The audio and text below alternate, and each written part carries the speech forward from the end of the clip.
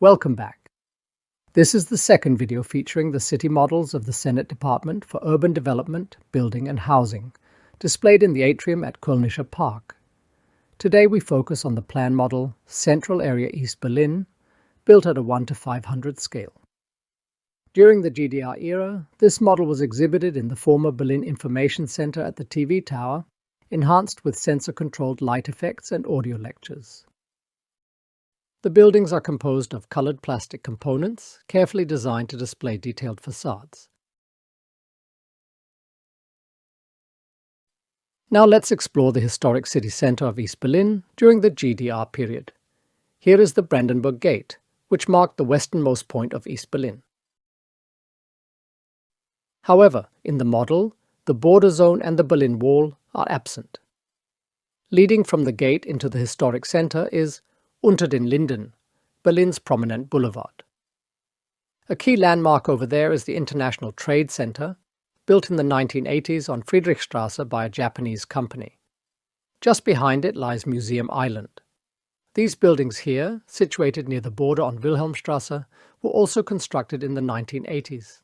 Among them, we find the former Czechoslovak Embassy, now the Czech Embassy, and, a bit further along, the former Soviet Embassy, now the Russian Federation's Embassy, originally built in the 1950s. Here we see the Gendarmenmarkt, home to the German Cathedral, the French Cathedral, and the Schauspielhaus, in former times a theatre, now a concert hall for classical music. Even the small Schiller monument is visible. Panning upward, we arrive at Bebelplatz. The domed structure here is the Catholic St. Hedwig's Cathedral. Behind it, we find the State Opera, Unter den Linden, formerly the Royal Court Opera under Frederick II. To the left is the Old Royal Library, and opposite stands today's Humboldt University, formerly Prince Heinrich's Palace. A little further along, we reach the Kronprinzenpalais. Behind the small building is the new guardhouse, which has a separate video dedicated to it. Adjacent, Prussia's former arsenal, now home to the German Historical Museum. One notable absence from today's cityscape is the GDR's foreign ministry, which was swiftly demolished after reunification. In its place, Schinkelplatz has been restored. Efforts are also underway to rebuild Schinkel's Bauakademie, the former building academy, located next to the Friedrichswerder Church.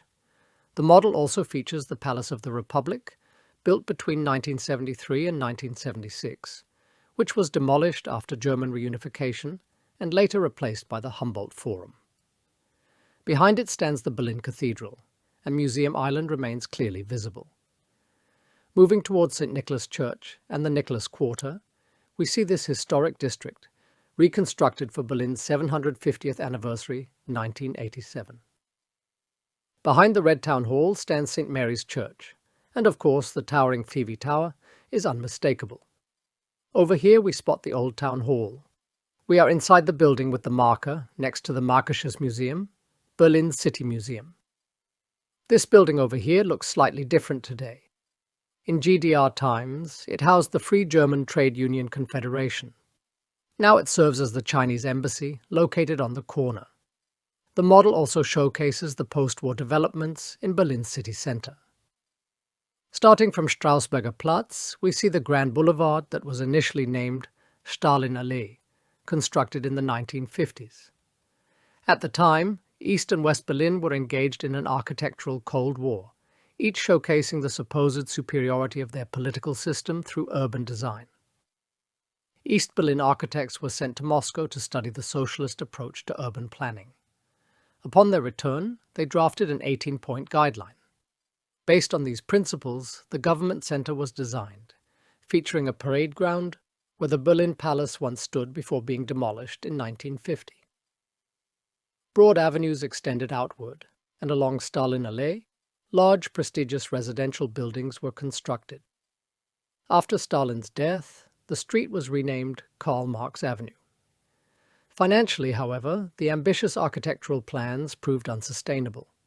Consequently, from the 1960s onwards, construction shifted toward prefabricated concrete slab buildings, Plattenbauten, which can be clearly seen in the model. Typical of East Germany were these 11-story prefabricated residential buildings, which came in different types. Some variations existed, such as the so-called snake structure visible here.